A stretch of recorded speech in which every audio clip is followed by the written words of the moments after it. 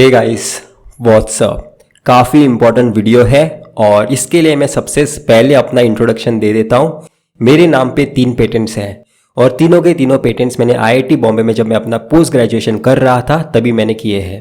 मेरा सबसे पहला पेटेंट था glucose monitoring device non invasive, जो मैं डायबिटीज़ पेशेंट के लिए बनाया हूँ। और सेकेंड पेटेंट है इंडस्ट्रियल डिज़ाइन डोमेन में, जो मोबाइल अप्लायंस के रिलेटेड है।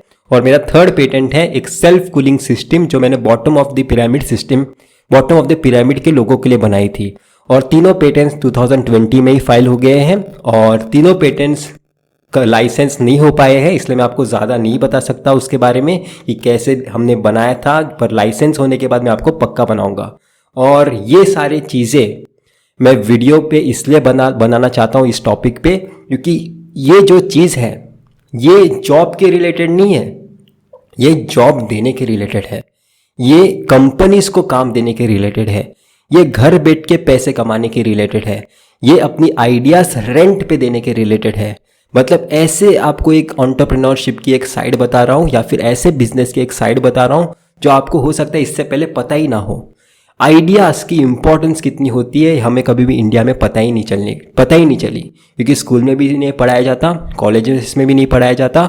और मुझे लगता है कि हर छोटे सा छोटा कॉन्सेप्ट साइंस का एक टेक्नोलॉजी में कन्वर्ट हो सकता है, पर वो टेक्नोलॉजी में कैसे कन्वर्ट हो सकता है वो किसी ने हमें बताया ही नहीं।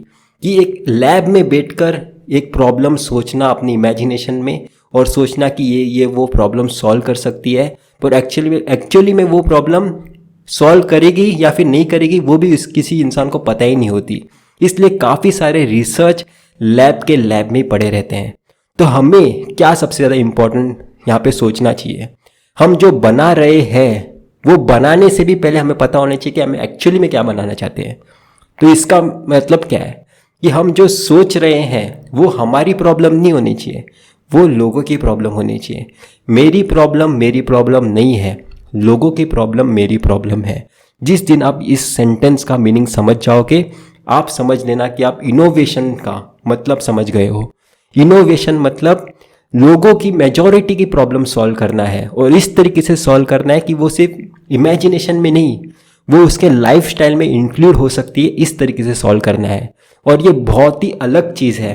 लोगों के फीलिंग्स को समझना, लोगों के लाइफस्टाइल को समझना, और उसी हिसाब से अपने स्किल्स को या फिर अपने टेक्नोलॉजी को या फिर अपने साइंस को, नॉलेज को इस तरीके से यूज़ करना कि वो एंड प्रोडक्ट में कन्वर्ट हो सके, जो इजीली मार्केट में कमर्शलाइज हो सके। ये समझना बहुत ही ज़्यादा ज़रूरी है और काफ़ी कम लोग ये सारी चीज़ें समझ पाते हैं। तो रिसर्च इम्पॉर्टेंट है, मैं वो उसमें कभी भी डिनाई नहीं कर सकता, पर इन्वेंशन भी उतनी ज़्यादा इम्पोर्टेंस है। और इंडिया में हम कहीं ना कहीं ये इस चीज़ पे बहुत ही ज़्यादा लैग करते हैं। रिसर्च में हम कितने भी आगे चले जाएं, पर जब तक हम इन्वेंशन काइंड ऑफ माइंडसेट में नहीं आएंगे तब तक इंडिया में बहुत सारे प्रोडक्ट्स नहीं बनेंगे। एटलीस्ट मैं अपने ब्रांच के रिलेटेड बता सकता हूँ, majority of the invention China, Korea, Japanese, इन्हीं के नाम मुझे दिखाई देते हैं जब भी मैं प्रायर आर्ट सर्च करता हूँ। ऐसा क्यों नहीं होता कि मैं जब भी कोई प्रायर आर्ट सर्च करूँगा मुझे इंडिया का कोई ऐसा पैटर्न दिखाई दे।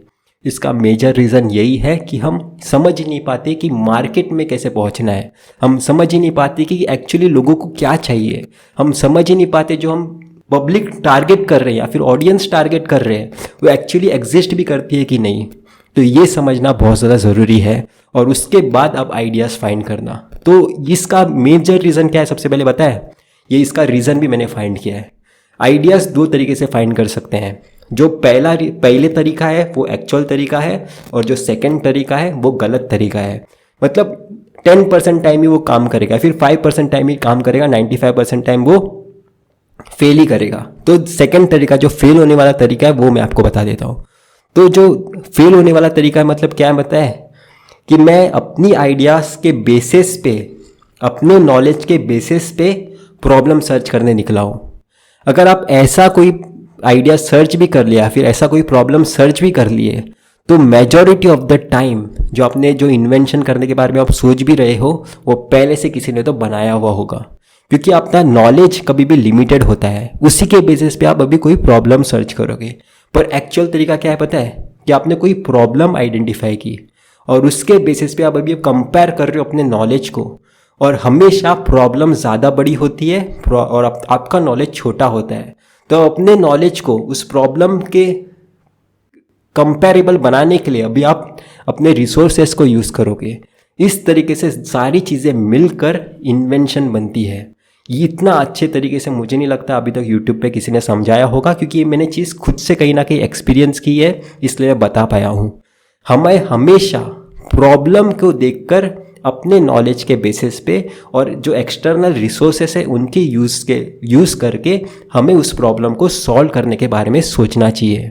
हो सकता है वो किसी भी लेवल का प्रॉब्लम हो सकता है वो टेक्निकल प्रॉब्लम हो सकता है वो मेडिकल प्रॉब्लम हो सकता है वो टॉय रिलेटेड कोई प्रॉब्लम हो सकता है वो डिज़ाइन रिलेटेड कोई इश्यू हो किसी प्रोडक्ट का। कोई भी प्रॉब्लम अगर वो मार्केट में 5 से लेकर 10 साल तक एग्जिस्ट करेगा वो प्रोडक्ट, तो आपको मिलीनियर बना सकता है। ये मैं आपको अभी लिख के दे सकता हूँ। अगर कोई भी प्रोडक्ट मार्केट में 5 से लेकर 10 साल तक एग्जिस्ट करेगा तो आपको कभी लाइफ टाइम तक काम पे जाने की ज़रूरत नहीं, आप घर बैठ के लाखों से ज़्यादा कमाओगे। इतनी ज़्यादा इम्पोर्टेंस होती है आइडियाज़ की इस दुनिया में। हो सकता है इंडिया में अभी तक इसकी इम्पोर्टेंस ना आई हो, पर हम ही रिवॉल्यूशन ला सकते हैं। जो चीज़ें किसी ने ना की हो उसी को करने में मज़ा है। एग्ज़ाम कब तक हम करते रहेंगे, और कॉलेज में भी कभी इसके रिलेटेड बातें ही नहीं होती। कोई भी कभी इनोवेशंस के रिलेटेड बातें ही नहीं करता, जबकि इनोवेशन में एक्चुअली पैसा है। जो पैसा अगर आप चाहते हो तो आपके पास कोई ना कोई ऐसी एक आइडिया होगी जो आप एक्चुअली इम्पैक्ट डाल सकते हो लोगों के लाइफ में, अपना मार्क छोड़ सकते हो लोगों के हाथ में। तो इतना ज़्यादा कमाल की चीज़ है ये। जब मैं इमेजिन करता हूँ ये लाइफ या फिर ऐसा कोई चीज़ जब पूरी अपनी इंडिया में होगी तो अलग ही तरीके का माहौल होगा और इनोवेशंस काफ़ी ज़्यादा निकल के आएंगे। हम एग्ज़ाम्स पे डिपेंडेंट हैं, पर हमेशा हमें इस पे डिपेंडेंट नहीं होने चाहिए। हमें कभी ना कभी ऐसा सोचना चाहिए कि मैं कोई ना कोई तो प्रॉब्लम सॉल्व कर सकता हूँ, क्योंकि हर इंसान हर चीज़ में से ज़्यादा एक्सपेक्ट करना कभी बंद नहीं करेगा, और यही हमारी अपॉर्चुनिटी है, यही हमारे जॉब की वैकेंसीज़ हैं।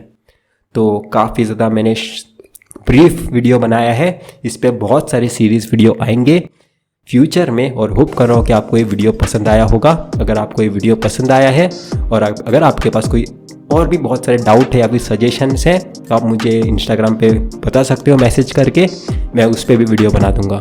तो इतना ही था इस वीडियो में, हम फिर मिलेंगे किसी वीडियो के साथ। Till then.